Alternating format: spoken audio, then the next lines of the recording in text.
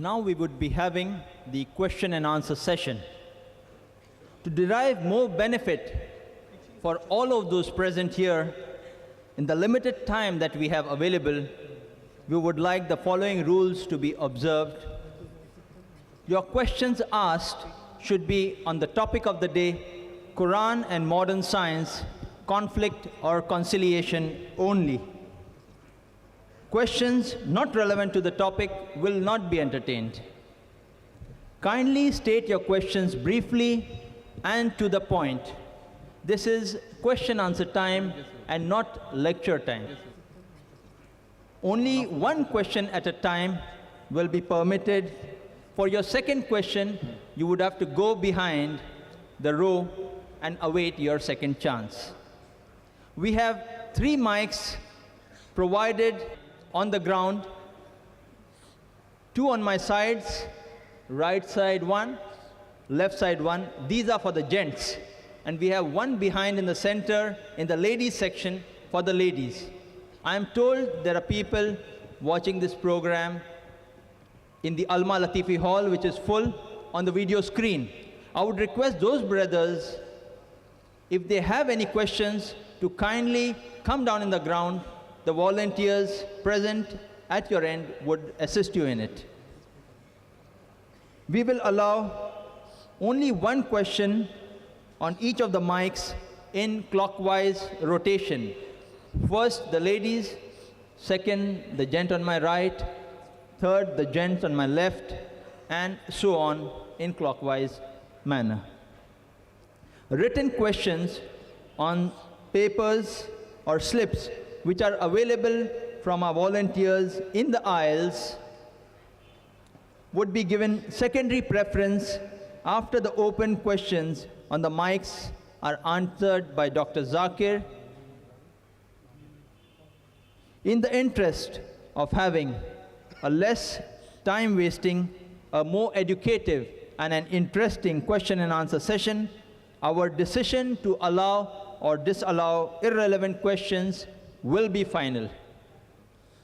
In the interest of eliciting a proper and clear answer from the speaker, kindly state your name and profession before putting forward your question so his answer can be more appropriate to your understanding. May we have the first question from the ladies section.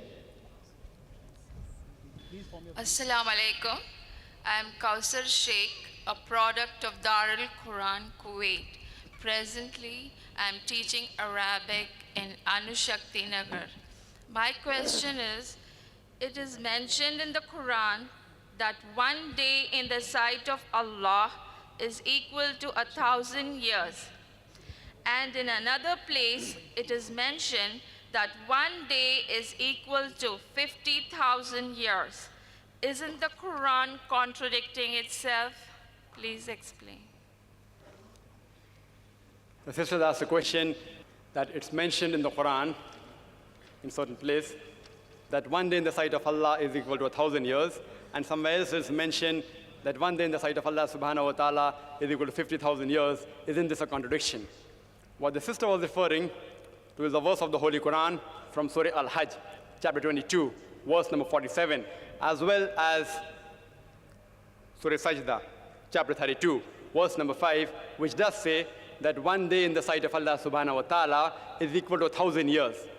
And in Surah Marij, chapter 70, verse number 4, it says that one day in the sight of Allah subhanahu wa ta'ala is equal to 50,000 years of your reckoning. Doesn't it seem to be a contradiction? Sister, what these verses in the Holy Quran are referring to, it is giving an indication that time in the sight of Allah subhanahu wa ta'ala is incomparable to the earthly time.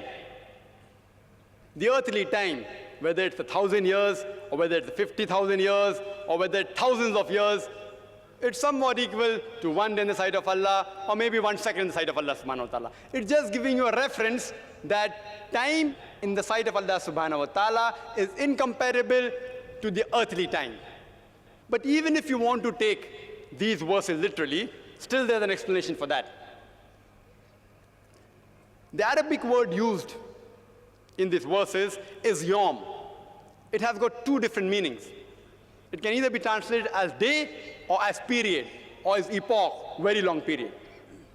So if you read this verse of Surah Sajda, chapter 32, verse number 5, it says, it is Allah who rules the affairs from the heavens to the earth. And all these go up to him on a day, which is equal to 1,000 years of reckoning. If you translate the word correctly, yom, as period, it will read that Allah rules all the affairs from the heavens to the earth, and all of them go unto him in a period which is equal to 1,000 years of your reckoning. Surah Marriage chapter 70, verse number 4 reads that the spirits and the angels, they ascend unto Allah subhanahu wa ta'ala in a day which is equal to 50,000 years of your reckoning. If you translate it correctly, yom as period, it will read that the spirits and the angels ascend unto Allah subhanahu wa ta'ala in a period equal to 50,000 years. The Quran is referring to two different periods. Therefore, there's no contradiction. For example, if I say, I will take 1 hour to reach Washi, I will take a period of 1 hour to reach Washi. And then say, I will take a period of 50 hours to reach Srinagar, to reach Kashmir. It's not contradicting, because both are different periods. So one place Quran says, the period required for all the spirits and the angels to go up unto Allah subhanahu wa ta'ala is equal to 50,000 years of your reckoning. And the other place says, the period required for all the affairs to go into Allah subhanahu wa ta'ala is 1,000 years. There's no contradiction in that. I hope that answers the question. Assalamu alaikum, Zakir bhai. My name is Shakir and I'm a mechanical engineer student. I would like to ask you a question that how can you prove to an atheist scientifically the existence of God?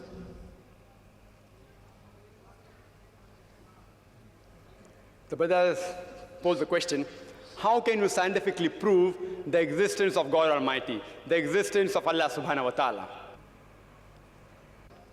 Especially to an atheist who does not believe in God. The first thing I will do is that I will congratulate that atheist. I'll congratulate him. You know why? If you look around us, he's a Hindu because father is a Hindu. He's a Christian because father is a Christian. Some Muslims are Muslim because their fathers are Muslim. This person, though he may be coming from a religious background, he does not believe in the false God which his parents attribute to. So he does not believe in God. I'm congratulating him because he's accepted the first part of the Shahada, the first part of the Islamic creed, La ilaha, there is no God. Now my job is to prove illallah, but Allah, which I shall do inshallah. To the other people, I have to first remove the wrong concept of God and then prove the right concept of Allah subhanahu wa ta'ala. Here half my job is done. He has already said La ilaha. There's no God. Now I have to prove illallah, but Allah, which I shall do inshallah. You ask this atheist that suppose there is an object, an unidentified, maybe a flying object, which no one in the world has seen. No human being in the world knows about this object. If it's brought in front of you, and if you're asked that who will be the first person who will be able to tell you the mechanism of this unidentified object, you have to ask him the question. Who is the first person who will be able to tell you the mechanism of this new object which no one in the world has seen? After thinking for a while, he'll give the answer. The person who will be able to tell you the mechanism, the first person, is the creator of that object. Some may say manufacturer, some may say producer. Whatever they say, don't grapple with the word, accept it. It will be somewhat similar, either creator or producer or manufacturer. But remember what he has told you. Keep it in your mind. Then ask him the next question. How did the universe come into existence? How was it formed? He will tell you by the Big Bang Theory. Tell him the Quran mentions in Surah Anbiya, chapter 21, verse number 30, about the Big Bang Theory. Who could have mentioned this in the Quran 1400 years ago? So he will tell you, maybe it's a fluke. Don't argue with him. Next part of the question. We did not know that the light of the moon is reflected light. We came to know recently. You ask him, he'll tell you, yes, yes. The light of the moon is reflected light. It's not its own light. When we discovered, he will tell you recently, yesterday, 50 years back, 100 years back, yesterday in science. You tell him, the Quran mentions that the light of the moon is reflected light 1400 years ago. Who could have mentioned that? Maybe somebody had a wild guess. Don't argue with him. Continue. We thought the sun was stationary. You ask him, is it stationary? He'll say, no, it's rotating and revolving. When you learn this, he will tell you yesterday, 50 years back, 100 years back. Quran mentions this 1400 years ago. He will hesitate, but may say, maybe some intelligent person wrote it. Don't argue with him. Continue. How was the universe initially? What is celestial matter? He will tell you, it was smoke. How did you come to know? We have got proof, we have got evidence. You tell him, Quran mentioned this 14 years ago. Who could have mentioned that? He will hesitate. Don't wait for response. Continue. Keep on posing question after question. All that I give in the lecture, keep on posing one question after the other. That water cycle, how do we come to know about it? Quran mentioned 14 years ago. About every living thing made from water. Who could have mentioned that? Quran speaks about botany, the male and female. Who could have mentioned that? Pose one after the other and ask the question, who could have written that? Then you tell him that there's a theory known as theory of probability. That if you have two choices, out of which one is right, the chances that you will make the correct choice just at random is 1 in 2. For example, if I toss a coin, it can either be heads or tails. The chances that I'll be right will be 1 in 2. If I toss it twice, the chances that I'll be right both the times will be 1 upon 2 multiplied by 1 upon 2, that is 1 upon 4, 25% chance. If I toss it thrice, chances I'll be right all 3 times, 1 upon 2 multiplied by 1 upon 2 multiplied by 1 upon 2, it's 1 upon 8, 12.5%. A dice has got 6 sides. If I throw a dice, the chances that at random I'll be correct is 1 upon 6. If I throw it twice, the chances that both the time I'll be right will be 1 upon 6 by 1 upon 6, 1 upon 36. This is called as theory of probability. If I throw the dice twice and then toss a coin, all 3 being right will be 1 upon 6 by 1 upon 6 by 1 upon 2, is 1 upon 72. So you ask him, the chances may be, if you ask, what is the shape of the earth? There are various shapes. Some may say it is flat, some may say it's triangular, some may say it is hexagonal, some may say pentagonal, some may say heptagonal, some may say square. Say there can be 10 shapes. Some may say it is round, it is spherical. The chances that if anyone makes a wild guess, it being correct is 1 upon 10. The light of the moon, it can either be its own light or it can be reflected light. The chances that you make a wild guess and it being correct will be 1 upon 2. The chances that both shape of the earth and light of the moon being reflected light, both being correct, if you make a wild guess, it will be 1 upon 10 multiplied by 1 upon 2, it is 1 upon 20. What can the living creatures be made of? Some may say sand, some may say stone, some may say aluminium, some may say gold, say 1,000 materials you can name. Some may say water, some may say silver, 1,000 materials. The chances that you make a wild guess, and one of them being right, according to mathematics, is 1 upon 1,000. The chances that all 3 being correct, the earth is spherical, light of the moon is reflected light, and every living creature created from water is correct, will be 1 upon 10 multiplied by 1 upon 2 multiplied by 1 upon 1,000. Answer comes to 1 upon 20,000, or 0.005%. Quran speaks about scientific science more than 1,000 verses. In 3 verses, the answer comes to 0.05%. If you apply probability theory to all this being at random chance, it will come to 0, negligible. And in maths, anything 1 in 10 raised to 50, it's equal to 0. So you ask your atheist friend, who could have written this? The only answer he can give you is this first answer, the creator, the manufacturer, the person who has produced it. That's the only answer. There's no other answer. What science is saying today is they are not eliminating God. They are eliminating models of God.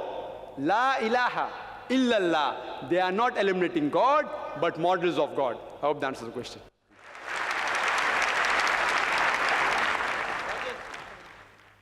My name is Javed, and I'm a student. I would like to ask a question.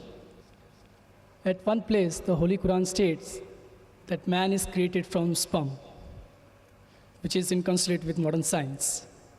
But at another place, it also states that man is made from dust. Now, isn't the Holy Qur'an contradicting itself, or is it consistent with modern science? The brother posed the question that one place the Holy Qur'an says that human beings have been created from sperm, which consists with modern science. The other place, human being is created from dust. Can you prove it scientifically it's created from dust?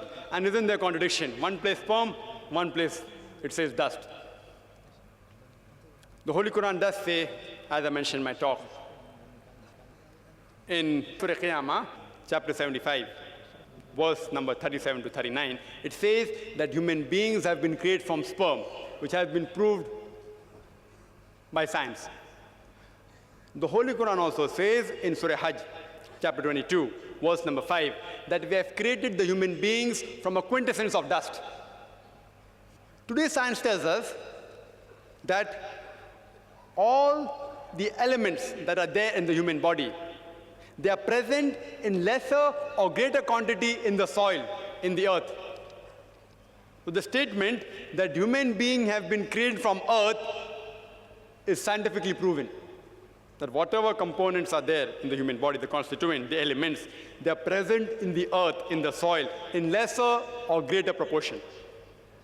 The second part of the question, isn't it a contradiction? One place the Quran says man is created from sperm, one says from dust. Is it in contradiction?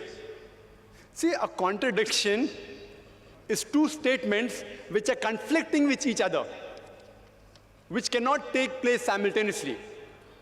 The Quran does not only say man has been created from sperm and the other place from dust. It also says in Surah Furqan, chapter 25, verse 54, that man has been created from water.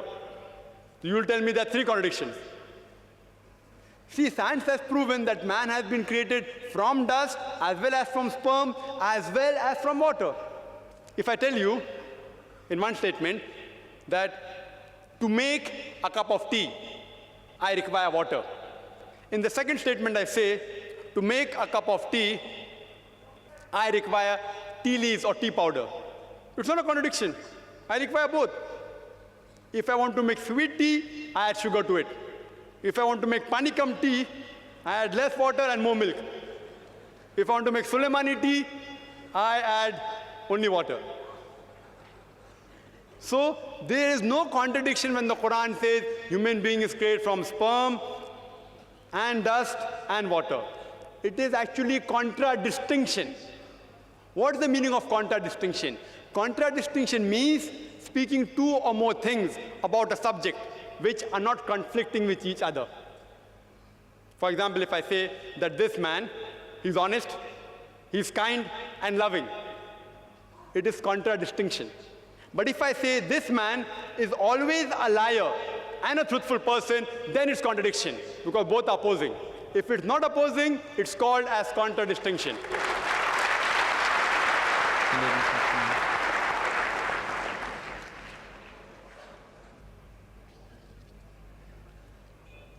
Next question from the ladies section. Assalamu alaikum, brother. My name is Farida Ansari. I am a laboratory technician. Quran says Allah is the creator of the human being. Does science agree with it? The sister posed a question that the Quran mentions that Allah subhanahu wa ta'ala is the creator of the human beings. Does science agree with it? And Quran says in several places, including the last verse of the embryological stages, that is Surah Mu'minun, chapter 23, verse number 14, that Allah is the best to create. Can we prove it scientifically that Allah is the creator? Quran gives the answer. Quran gives the answer in Surah Tur, chapter 52, verse number 35. It poses a question that were you created from nothing? See, the Arabic word used for creator in all these verses of the Quran is khaliq. It's derived from the Arabic word khalaqa. Arabic word khalaqa has got 4 meanings. One meaning is to create something from nothing, without any previous example. That's only possible for Allah subhanahu wa ta'ala. Second meaning of khalaqa is to create something new from pre-existing material. The third meaning is of khalaqa, programming or planning. And the last meaning is to make smooth. So Quran poses a question in Surah Tur, chapter 52, verse 35, that were you created from nothing? But naturally the answer is negative, no. Human beings aren't created from nothing. They pose the next question. Were you the creators or we the creators? We know very well that man cannot create another man. If he could do that, then the moment he died, he would have created himself back. If his relatives would have died, he would have brought them back to life. Human beings can't even create a living creature such as fly, leave aside human being. Neither can you attribute the organs of the body, say the reproductive organs, like testes or ovaries, that they are the cause for a creation. Because if you say that the testes, the uterus, etc. are the cause, then you have to include your ancestors, their reproductive system, their ancestors, all are responsible. So the answer is negative. Quran poses the next question in Surah Waqia, chapter 56, verse number 58 and 59, that do you not look at the sperm you have emitted? Were you the creator or we the creator? And but natural, all these questions that Quran poses, the answer is negative. Some people can say it's by chance. By chance we were created. They say nature. Natural thing. It happened by chance. Let's analyze scientifically whether the human beings can be created by chance. The protein molecule is a very important structure of the living cell. Very important part in the living structure of the cell. The protein molecule consists of 5 elements: the carbon, nitrogen, oxygen, hydrogen, and sulfur. And there are tens and thousands of atoms required to make one molecule. One atom has 5 elements: carbon, nitrogen, oxygen, hydrogen, and sulfur. There are tens of thousands of atoms which make one protein molecule. And there are approximately 92 free elements. The chances that out of these 92, the 5 will form an atom, and these atoms will form tens and thousands of atoms to form one protein molecule was calculated by Frank Alien. And he said the chances are 1 in 10 raised to 160. You know what is the meaning of 1 in 10 raised to 160?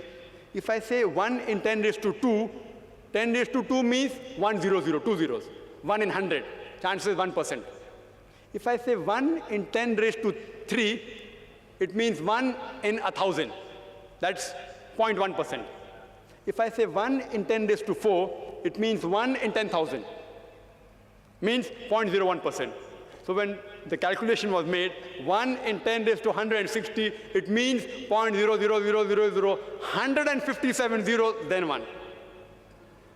And mathematics tells anything 1 in raised to 10 raised to 50, it's counted as 0. Furthermore, this is talking about one molecule, and the substance required to form this one molecule of protein was calculated by another person, Charles Guy,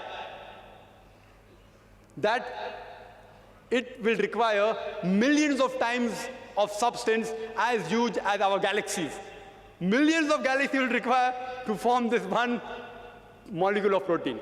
And the time was calculated by Charles Guy. The time taken for one protein molecule to be formed will be 10 raised to 263 years. You know what is that? 1 0 0 0 0 0 0, 263 zeros. it will take to form one protein molecule. And do you know there are how many protein molecules in one cell? And do you know how many other molecules are there in the cell? And how many cells are there in the human being? There are more than 6 billion molecules when a child is born. That's what doctors tell us today. 6 billion. One more protein molecule takes 1 in 10 raised to 160 chances. Time taken is 10 raised to 263 years. To take 6 billion for one baby, imagine. And how many women are pregnant? There are millions of women pregnant at a time. And it takes only 9 months. The chances science tells us is 0, 0, 0. No chance at all. These things cannot take by chance. They have to be programmed by someone. Science tells us there has to be someone, some supernatural force. Therefore, science, as I said earlier, is not eliminating God, it is eliminating models of God. La ilaha illallah. Hope that answers the question.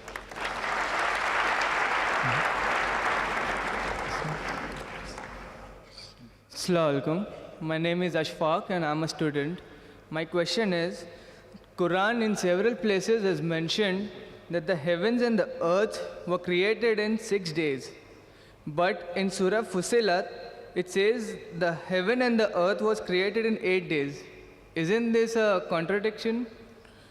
And the same verse also says that the earth was created in 6 days and then later on the heaven in 2 days.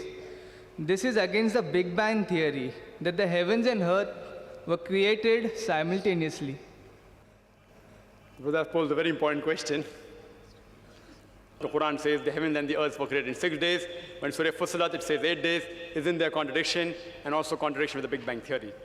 I do agree with you, brother. The Quran says in several places that the heavens and the earth were created in 6 days. In several places. In Surah Araf, chapter 7, verse number 54. In Surah Yunus, chapter 10, verse number 3. In Surah Hud, chapter 11, verse number 7. In Surah Furqan, chapter 25, verse number 59. In Surah Sajda, chapter 32, verse number 4. In Surah Hadith, chapter 57, verse number 4. In several places, the Quran says the heavens and the earth were created in 6 days. It's not the earthly days. It is ayams, very long periods, which scientists have got no objection to.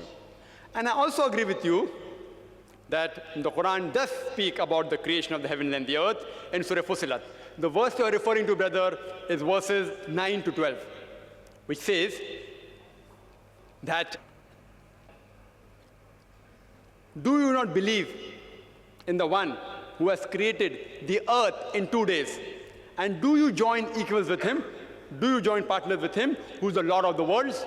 Verse number 10 says, he has set on the earth mountains standing firm and given due nourishment on the earth in 4 days. Verse number 11 says, moreover, in his design he comprehended the sky when it was smoke. And he said to it and the earth, come ye together willingly or unwillingly. And they said, we come together in willing obedience. This he did in 2 days. So if you read it just without thinking, 2 plus 4 plus 2 is 8 days. Quran gives the answer in the starting of the verse, that it says that all those who will take out this fault, they are equal to those people who will join partners to God. Means Allah subhanahu wa ta'ala knew that there will be people who will take out fault in the Quran in this verse. They will be the mushriks. And today, this verse is commonly used by the Christian missionaries against the Muslims. If you go around, I've been traveling in the world, this question was posed to me even there. The Christian missionaries, they pose this question. Quran says, it predicts that people will ask about this question. And these people will be those who associate partners with God. Let's analyze. The first 2 verses, that is Surah Fussilat, chapter 41, verse 9 and 10, says that the earth was created in 2 days. And then mountains were set on it. And nourishment was given in due proportion in 4 days. So it says, 2 days the earth was formed, mountains were set on it afterwards. In 4 days, total comes to 6 days. Then verse number 11 starts with the Arabic word summa. Now the Arabic word summa can be translated in three different ways. One is then, one is moreover, and the other is simultaneously. I do know that many translations have translated the Arabic word summa as then. If you translate summa as then there is a contradiction. It says, then the heavens were made in 2 days. That means 2 plus 4 plus 2 is equal to 8 days. But the exact translation should be, summa should be translated as moreover or simultaneously. And Abdullah Yusuf Ali, alhamdulillah, in this place has translated summa correctly as moreover. So if you translate summa as moreover or simultaneously, it will mean that when the earth and the mountains were created in 6 days, simultaneously the heavens were created in 2 days. For example, suppose a builder, he gives in his brochure that I have constructed a 10-story building along with its surrounding and compound wall in 6 months. When a person wants to buy a flat in that building, he goes to the builder and he asks for more detail. The builder says, it took me 2 months to make the basement of the building and another 4 months to make the 10-story. And while I was building the basement and the story, I simultaneously built the compound wall and the surrounding in 2 months. It's possible. So then he's not contradicting. Total comes to, yes, 6 months. So similarly, when Surah Fussilat, chapter 41, verse number 9 to 12, it says that while the earth was created along with the mountain in 6 days, simultaneously the heavens was created in 2 days. There's no contradiction. And similarly, if you take then, it contradicts with science. Because earth was created first, then were created the mountains. It's contradicting. Similarly, Quran speaks in Surah Baqarah, chapter 2, verse 29, that Allah made the earth, summa the heavens. But unfortunately here, Abdullah Yusuf Ali has translated summa wrongly as then. In verse 29 of Surah Baqarah, chapter 2, he translates summa as then. Allah created the earth and then the heaven. Then there's a contradiction. Even here, summa should be translated as moreover or simultaneously. If it's translated simultaneously, then it's not a contradiction, because the Big Bang theory tells us that the earth and the heavens were created simultaneously. No wonder in the Quran says in many places, we created the heavens and the earth. In other places it says, we created the earth and the heavens. Giving evidence to the verse of the Quran of Surah Al-Anbiya, chapter 21, verse number 30, it says, أَوَلَمْ يَرَى الَّذِينَ كَفَرُوا أَنَّ السَّمَاوَاتِ وَالْأَرْضَ كَانَتْ رَتْقًا فَفَتَقْنَاهُمَا. That do not the unbelievers see that the heavens and the earth were joined together and we clove them asunder.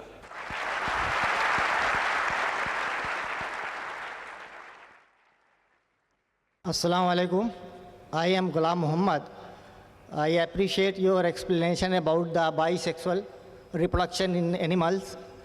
And my question is, can you support this change of sexes in animals and plants with the change of nutrient and environment with the Quranic versions, and also the production of fruits without fertilization? Brother has asked a very good question. Thank you. He's asked a question that scientifically can you prove that there are certain plants he mentioned.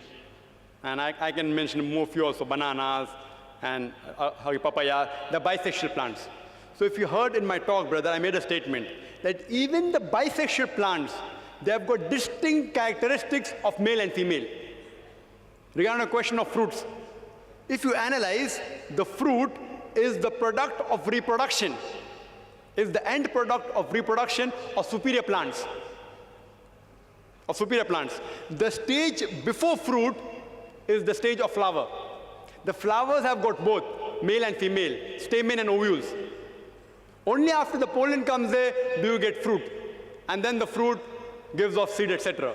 These are known as parthenocarpic fruits. Even in these, there's distinct characteristic of male and female, and the Quran rightly says in Surah Ra, chapter 13, verse number 3, that we have created fruits in pairs, in twos and twos. Hope that answers the question.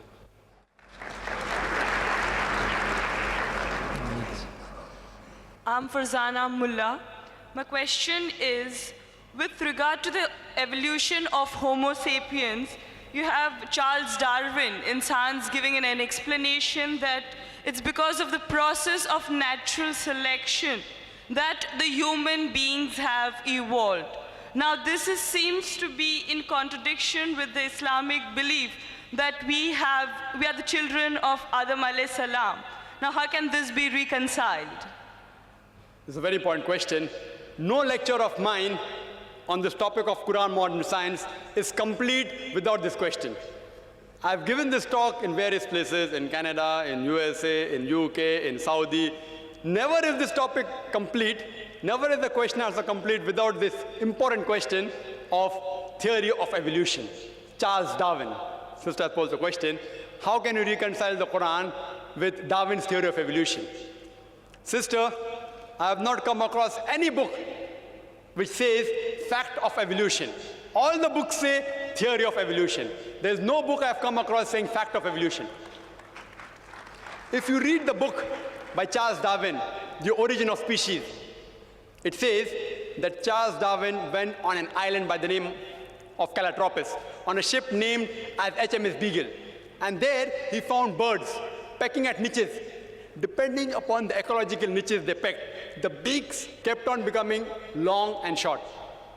This observation was made in the same species, not in different species. Charles Darwin wrote a letter to his friend Thomas Thompson in 1861 saying, I do not believe in natural selection, the word that you used. I don't believe in theory of evolution because I've got any proof. I only believe in it because it helps me in classification of embryology, in morphology, in rudimentary organs. Charles Darwin himself said that there were missing links. He didn't agree with it. He himself said that there were missing links. Therefore, if I have to insult someone, that if you were present at Darwin's time, this theory would have been proved right, trying to insinuate that he looks like an ape. It's a joke we make. The reason that this theory, in most parts of the world, it is taught as good as fact. You know why? Even when I was in school, I learned about Darwin's theory. And even today they are taught. You know what the reason is, sister? The reason is because that if you analyze the church was against science previously. And you know the incidents that they sentenced Galileo to death. They sentenced Galileo to death. Why? Because he said certain statements in astronomy, etc., which went against the Bible, so they sentenced him to death, for which the Pope apologized now. So, when Charles Darwin came up with a theory which goes against the Bible, they didn't want any sufficient proof. An enemy of my enemy is my friend. So all the scientists, most of them, they support the theory because it went against the Bible, not because it was true. They only supported it because it went against the Bible. All the stages were mentioned, sister. All the stages. Lucy, there were 4 hominids. Science tells us today there's 4 hominids. First is Lucy, along with its guide, the Australopithecus, which died about 3.5 million years, the Ice Age. Then next came the Homo sapiens, we died about 500,000 years ago. Then came the Neanderthal man. We died 100 to 40,000 years ago. Then came the 4th stage, the Cro-Magnon. There is no link at all between these stages. According to P.P. Grassi in 1971, who held the chair of evolutionary studies in Paris, in the Sorbonne University, he said, it is absurd. We cannot say who are ancestors based on fossils. I can give you a list of hundreds of scientists and Nobel Prize winners who speak against Darwin's theory. Hundreds. If you know of Sir Albert Georgi, who got the Nobel Prize for inventing the vitamin C, he wrote a book, The Crazy Ape and Man, against Darwin's theory. Again, if you read Sir Fred Hoyle's works, he wrote several works against Darwin's theory. If you know about Rupert Stalbert, this person wrote a new theory of evolution against Darwin's theory. It's unthinkable. We cannot think that we are created from the apes. If you know of Sir Frank Salisbury, he was a biologist. He said it is illogical to believe in Darwin's theory. If you know about Whitemead, Sir Whitemead, he wrote a book against Darwin's theory. He was also a biologist. Several, you can give a list of hundreds. Today it is taught in the schools. Why? I told you. Media is in their hand. Otherwise, there's no proof at all. There are certain proofs at lower levels. An amoeba at lower species level, amoeba can change to paramecia. Quran does not say amoeba cannot change to paramecia. Quran does not say. If they have got proof, can be possible. It's not against the Quran. But there's no proof at all. People talk about molecular biology theory. They talk about genetic coding. According to Francis Crick, who's authority in this field, he said it is unimaginable. Again, if you do that ratio, the probability of one DNA forming from ape to human being is again 0. If I start calculating, I think you'll get bored again. You know the calculation I told you for one protein molecule? It is somewhat similar from one DNA. It is not possible at all. You know, there's a theory recently that homosexuality is genetic. And when I read in the Times of India, I thought, surely, the moment I attend the next lecture on Sunday in IRF, I'll be asked this question. If homosexuality is genetic, how can Allah blame us? Quran speaks against homosexuality. And I said that, see, this is a theory. Wait till it gets established. It's a theory. Don't comment on that. Within the matter of span of this few months, it was proved to be illogical. And the person who propounded this theory that homosexuality is genetic himself was an homosexual. Therefore, I said, I'm going to give my talk on scientific facts, not on theories and assumptions. Darwin's theory has not been proven. We have not been created from ape. There are hundreds of scientists who speak against that, and Quran speaks against that also. Quran says the first man was Adam, peace be upon him. Inshallah, they'll discover it 100 years afterwards, or maybe 1,000 years afterwards. Today, there is research showing that human beings have been created from one pair. Again, it's just a theory. It supports the Quranic verse that human beings have been created from one pair, male and female. It's just a theory. Therefore, I don't quote that in my talk. Inshallah, it will be established 50 years afterwards or 100 years afterwards. Then we'll know that Quran conciliates with this part. So far, it's not conflicting. It's not conflicting with established science at all. Hope that answers the question. The next question. Assalamu alaikum. I'm Abdul Samim. I'm a student. In the Quran, it is stated that the hearts of the unbelievers are sealed. But according to science, it is the brain that thinks and not the heart. Your comment, please. The brother posed a question that the Quran says that the unbelievers' hearts have been sealed by Allah subhanahu wa ta'ala. Today science tells us it's the brain that thinks and not the heart, and I do agree with him. So isn't the Quran unscientific when it says that the heart has been sealed? And I do agree, Quran says that in several places, including Surah Baqarah, chapter 2, verse number 7, that Allah has sealed the hearts of the kafir people. It says that. The seal has been put on the hearts. If you know the Arabic word used here is qalb. The Arabic word qalb has got two meanings. One is heart, and the other is intelligence. So if you translate correctly, the word says, Allah has sealed the intelligence of the unbelievers. And it's scientifically proven that intelligence has to be sealed, not the organic heart. But there was a person who once posed me the question, Brother Zakir, I agree with you that qalb means heart as well as intelligence. But one verse in the Quran says the hearts are behind the breast. Then what do you have to give the answer for that? And he was quoting a verse of the Quran from Surah Hajj, chapter 22, verse number 46, which says that their eyes are not blind. It is the heart which is in their breast which is blind. So Quran says the eyes are not blind. It is the heart which is within the breast which is blind. The science tells us eyes see, heart cannot see. So isn't this verse unscientific? Here the translation has to be heart. It can't be intelligence. So I tell him, I agree with you, the heart has got two translations. But the word used for breast is sadar. Sadar. Sadar also has got two meanings. One is breast and the other is center. You know how we have the head of an institution, we say sadar of the institution. Like how we have center, if you have been to Pakistan, how in India we have choke. Over there they have centers. Sadar so-and-so in Pakistan. Center so-and-so. Sadar also means center. So the correct translation is, the eyes is not which is blind. It is the intelligence which is within the center which is blind. Same, I started my talk by quoting a verse of the Holy Qur'an from Surah Taha, chapter 20, verse number 25 or 28, which says, Rabbi shrah li sadri. Oh my Lord, increase my breast for me. Rabbi shrah li sadri wa yassir li amri wahlul 'uqdatam min lisani yafqahu qawli. This was a dua made by Musa alayhi salam when he was asked by Allah subhanahu wa ta'ala to go and deliver the message to the people. He asked Allah, oh my Lord, increase my breast for me. See, breast is not the correct translation. What's the breast got to do with this message? It means, oh my Lord, increase my center for me. Rabbi shrah li sadri wa yassir li amri, and make my task easy for me.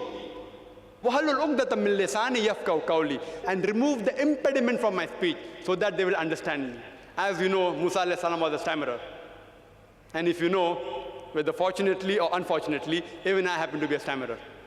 In childhood, I was a stammerer. Therefore, at the beginning of every talk, and even the beginning of this talk, I said, and I made dua to Allah subhanahu wa ta'ala, Rabbi shrah li sadri. Oh my Lord, increase my center for me. I'm asking help from Allah subhanahu wa ta'ala. Increase my center and remove the stuttering in my speech. Even today, when I don't speak on the stage, I yet stutter. It's Allah who helps me out on the stage. Rabbi shrah li sadri. Oh my Lord, increase my center for me. Make my task easy for me and remove the barrier from my speech and between me and the audience so that they will understand me. Therefore, scientifically,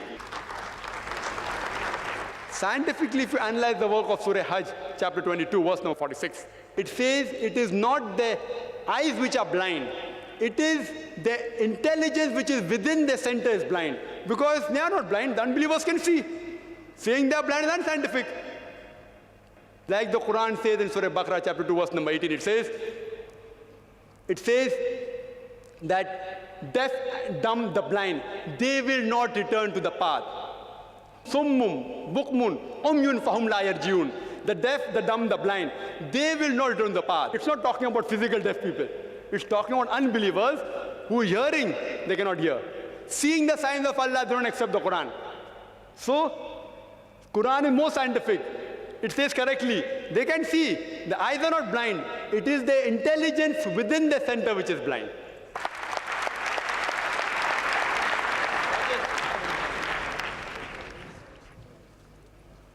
The next question from my brother on my left. Assalamu alaikum to everybody who are present here. My name is Kalim Shah. I'm practicing interior designing in Bombay. Quran have given all the minute details of embryology. Apart from a miracle or a Hazrat Adam alayhi salam, is it not a contradictory that Hazrat Isa alayhi salam is born without a father's sperms? What is the exact scientific reasoning? The brother posed the question that how can you prove scientifically the miracle of Jesus, peace be upon him, that he was born without a father, without male intervention? Brother, as I said in my talk, a miracle is an unusual event for which human beings cannot give an explanation. It's an unusual event which is attributed to supernatural power, to God Almighty. The miracles which took place in the past, most of them do not give an opportunity to analyze them today because we can't go back in the past. We can't go back in the past. There are few miracles which give us an opportunity to examine them. Now, all the prophets of Allah subhanahu wa ta'ala who came before Prophet Muhammad, peace be upon him, they were only sent for their people. Only for their people. And the message was for a limited time period. Therefore, even the miracle was for a limited time period. What miracles they did then satisfied those people. Those miracles, just by saying that Jesus Christ was born without any father, will not satisfy an unbeliever. Why? He can't go back in time and verify. Because all the messengers that came before Prophet Muhammad, peace be upon him, they were meant only for their time, not for eternity. But Prophet Muhammad, peace be upon him, he is the messenger of Allah subhanahu wa ta'ala, who is the last and final messenger. He was not only sent for the Muslims or the Arabs, he was sent for the whole of humanity. And his message is still eternity. Therefore, the miracle that he has brought, the Holy Qur'an, can be analyzed even today. It's a miracle till eternity. Prophet Muhammad, peace be upon him, has done hundreds of other miracles, which we Muslims believe. But he never emphasized that. We Muslims don't boast of that. We Muslims only boast of this, because we can't prove those miracles scientifically. But this living miracle of Prophet Muhammad, peace be upon him, which was given to him by Allah subhanahu wa ta'ala, can be analyzed by us even today. So previous miracles, time does not allow us to go back in time.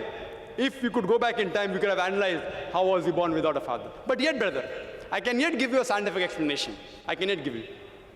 Today, science tells us there are certain species which can be born without male intervention.